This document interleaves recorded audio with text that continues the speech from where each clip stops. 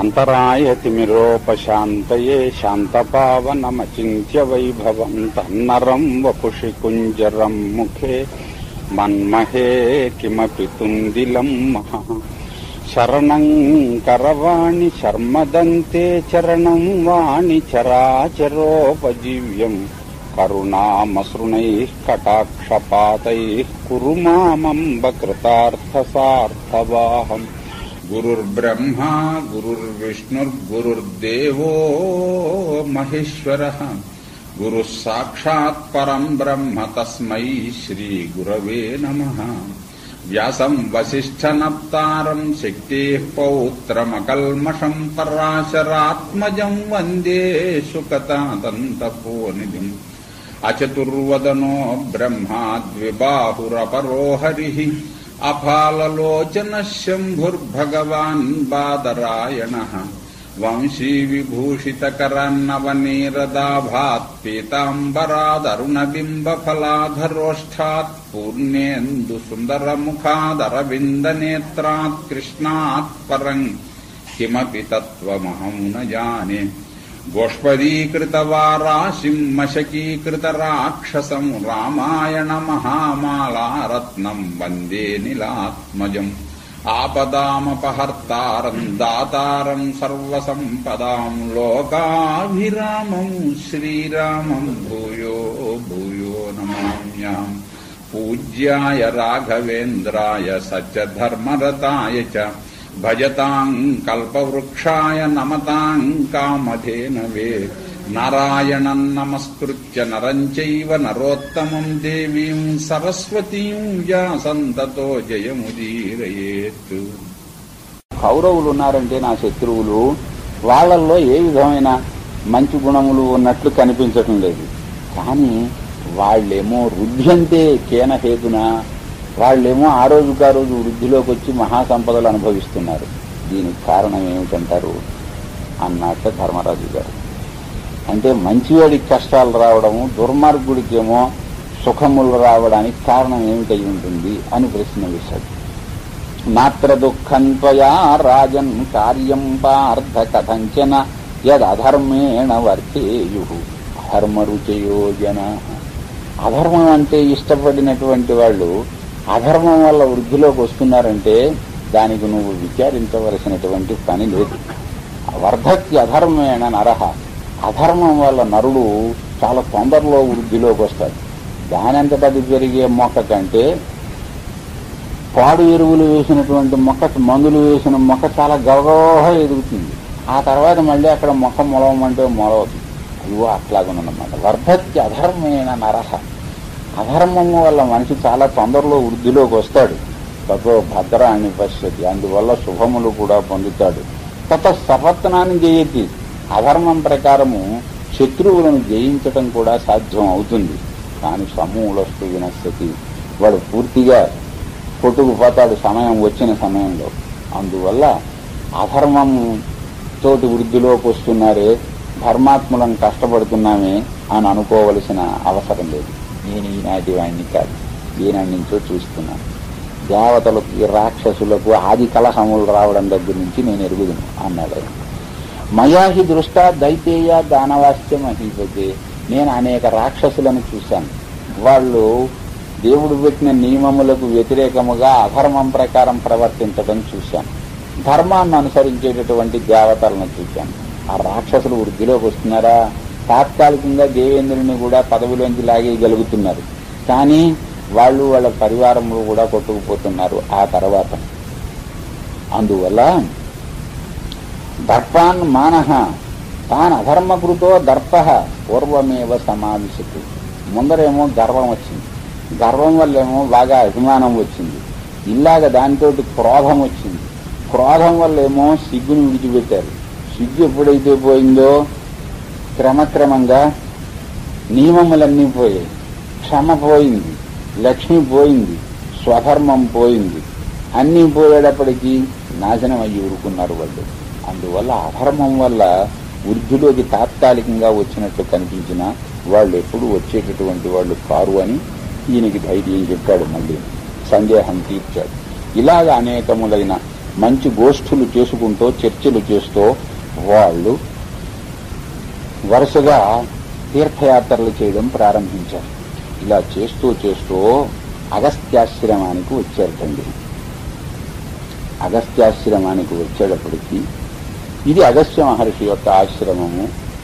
అగస్త్య మహర్షి సామాన్యుడు కాదు. లోపాముద్ర వంటి దాన్ని వివాహం చేసుకున్నాడు. మరి వాతాపిని సంహరించాడు, జీర్ణం చేసుకున్నాడు. సముద్రోదకాన్ని కాజేశాడు. వింధ్య పర్వతాన్ని గర్వం అణచాడు అని ఈ విధంగా అగస్త్య మహర్షి యొక్క ప్రశంస చేశాడు. ఏమిటి మీరు ఊరికే అలాగా కట్టెకొట్టి తెచ్చి అన్నట్టుగా అంటే కాదు, కాస్త అగస్త్య మహర్షి చరిత్ర చెప్పండి అన్నాడు. అగస్త్య మహర్షి తపస్సు చేసుకుంటూ ఉండేవాడు. మనకి జరత్కారులాగే ఆయన బ్రహ్మచర్యమునే అవలంబించి గృహస్థాశ్రమంలో ప్రవేశించడం ఇష్టం లేక తపస్సు చేసుకుంటున్నాడు.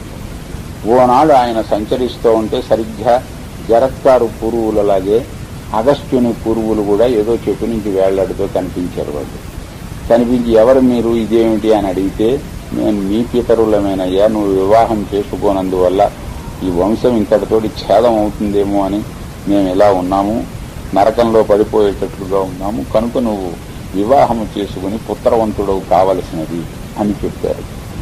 చెబితే సరే అయితేను అని ఈయన లోకంలో ఉన్న కన్యలను గురించి ఆలోచించారు. ఏ కన్య తాను స్వీకరించదగినదిగా కనిపించలేట. అప్పుడు ఆయన తన తపశ్శక్తి వల్ల ఒక మహారాజు గారికి, విదర్భ దేశపు రాజు గారికి కుమార్తె జన్మించేటట్లుగా ఈయన చేశారు. ఏవి సౌందర్యాది ఉత్తమ గుణములు కలిగిన ప్రాణులున్నాయో వాటిలన్నింటిలోనూ లోపము లేని సుగుణములను తీసుకుని ఆ సుగుణములన్నీ కూడా ఉండేటట్లుగా ఆ కన్య వారికి కలిగేటట్లు చేశాడు తన తపశ్శక్తి వల్ల ఆ విదర్భ మహారాజు గారికి.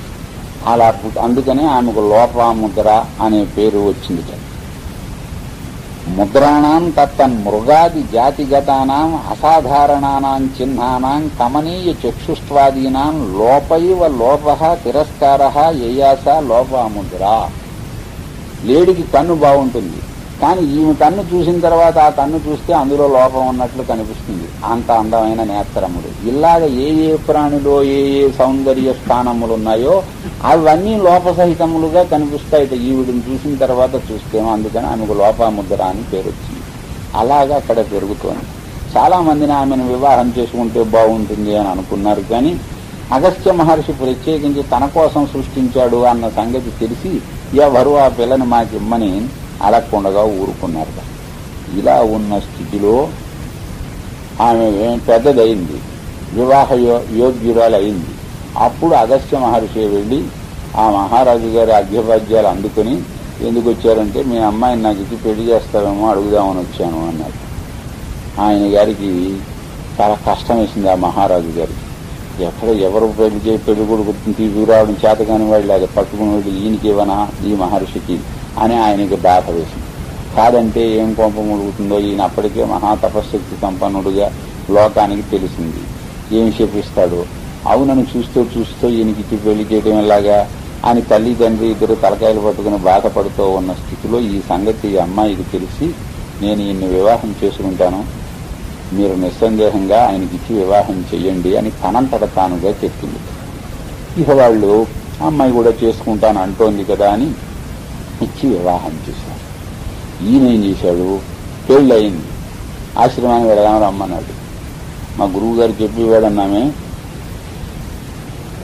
సత్రంలో పెళ్లి చెట్టు కింద గృహప్రవేశం పూర్వం. ఇప్పుడైతే మనం అందరం చేస్తున్నాం పట్టణాల్లో, మరి మనకు ఇళ్లలో వివాహాలు చేసుకునే అవకాశం లేదు కనుక సత్రాల్లోనూ కళ్యాణ మండపాల్లోనూ మనం చేసుకోక తప్పటం లేదు. సత్రంలో పెళ్లి చెట్టు కింద గృహప్రవేశం. పెళ్లి అయిన తర్వాత గృహప్రవేశం చేయాలి వధూవరులు వెళ్ళి. వీళ్ళకి ఎక్కడ ప్రవేశిస్తారు, పెళ్లికే సత్రంకి వెళ్లారు, సొంత ఇల్లు లేదు, అందుకని చెట్టు కిందే గృహప్రవేశం. అదే వీళ్ళకి ఇల్లు అన్నమాట. ఇలా ఉన్నాయని ఒక ఆయన వేళాకోళం చేస్తూ ఉండేవాడు. ఇప్పుడు మనుషులు అలా తయారయ్యాము అని చెప్పాను. ఈయన గారు ఎక్కడికి తీసుకెడతాడు, వీడు గృహప్రవేశం పర్ణశాలకు తీసుకుని వెళ్ళాలి, అందువల్ల రమ్మన్నాడు. సరే వస్తున్నానండి. అయితే వెంటనే ఏం చేశాడంటే, నువ్వు ఆ కట్టుకున్నటువంటి విలువైన వస్త్రములు, ఆ పెట్టుకున్న విలువైన భూషణములు అవన్నీ మేము పుట్టింటనే అట్టే పెట్టేసేయి, ఇది కట్టుకొని పెళ్లికి వచ్చేటప్పుడు ఒకటి పట్టుకొచ్చాడు నారచీర. ఆ నారచీర ఆవిడికి ఇచ్చేట. సరే నువ్వు ఎలా ఉంటే నేను అలాగే ఉండాలి, మీరు చెప్పకపోయినా నేను ఆ పనే చేద్దాం అనుకుంటున్నాను అంది. ఈయన నారబట్టలు కట్టుకుంటే ఆవిడే నారబట్టలు కట్టుకుంటూ వచ్చింది. తీసుకుని వెళ్ళాడు. వెళ్ళి ఈయన వివాహం అయితే చేసుకున్నాడు. ఆవిడేమో అమ్మగారేమో కావలసిన సంధ్యావందనానికి నీళ్లు, పూజకి నీళ్లు, పువ్వులు ఇలాంటివన్నీ అమరుస్తోంది, దేవతార్చనకి నైవేద్యం వండి పెడుతోంది, ఇవన్నీ చేస్తోంది. తప్పటికి ఆవిడ ఇళ్లలో ఇంట్లో ఉంది. ఆవిడ మంచి చెడు తను ఏమైనా చూడాలి అని ఈ ధోరణి ఈయనకేం లేదు. అంతకుపూర్వం తపస్సు చేసుకునేటట్లుగానే చేస్తున్నాడు. ఇలా కొంతకాలం అంటే పరీక్షించాడనమాట ఆవిడ యోగ్యతను. తనకు ఆభరణములు లేవని గాని, మంచి వస్త్రములు లేవని గాని, మనస్సులో సణుక్కుంటూ ఉన్నట్లు గాని ఏమీ కనబడకుండా ఈయన తన పట్ల యథోచితంగా ఉండటం లేదే అని కూడా విసుగ్గానే అలాంటివేమీ లేకుండా అట్లాగనే సేవిస్తూ ఉండేది. ఇవన్నీ చూసేటప్పటికి కొన్నాళ్లకు ఆయనకు ఆమె ఎందు అనురాగం కలిగి నేనెందుకు వివాహం చేసుకున్నాను, ఆ పుత్ర సంతానం నాకు కలుగవలసి ఉన్నది, అందుచేత మనము అందరు దంపతులు ఎలా ఉంటారో మనం కూడా అలాగే ఉందాము అన్నారు.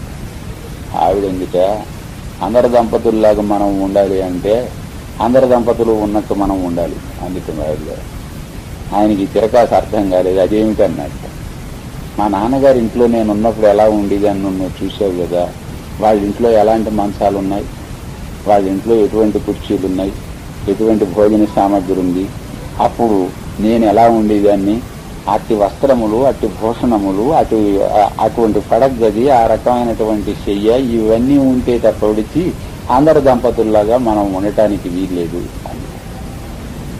నా దగ్గర ఎక్కడుంది అది అన్నాడు. మరి భార్య కావాలనుకున్న ఇన్నాళ్ళు ఈ మాట చెప్పడానికి ఈవిడ ఆగి కూర్చుందన్నమాట. మరి భార్య కావాలని అనుకున్నావు కదా, కాషాయం కట్టుకోవడం ఏమిటి, భార్యతోటి సౌఖ్యం ఏమిటి?